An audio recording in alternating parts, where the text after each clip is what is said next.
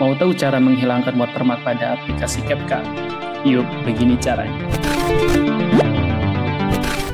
Halo, balik lagi bersama channel Power Editor. Terima kasih yang sudah menonton video-video pada channel Power Editor, ataupun yang baru masuk pada channel ini, bisa langsung aktifkan notifikasi di bawah ini.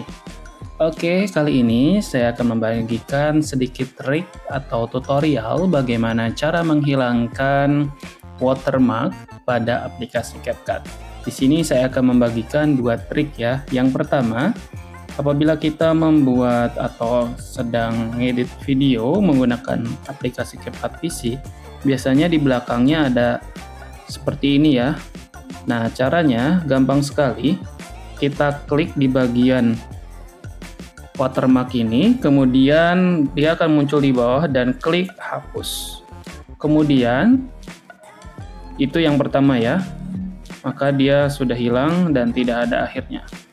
Kemudian yang kedua, kita keluar dari aplikasi CapCut ini, kemudian kita pergi ke kanan atas. Di sini ada kayak baut ya. Kemudian di barisan kedua di sini ada tambahkan akhiran default. Kita matikan dan kita buang. Maka aplikasi ini sudah tidak otomatis memberikan watermark. Kita coba lagi ya, buka.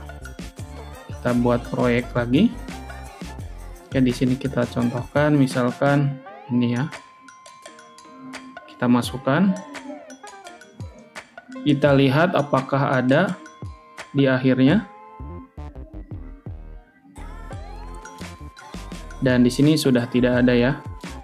Bisa dilihat. Oke, dan itu adalah trik simple cara menghilangkan watermark pada aplikasi CapCut Mobile.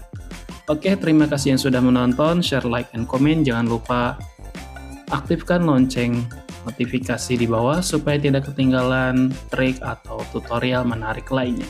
See you in the next video.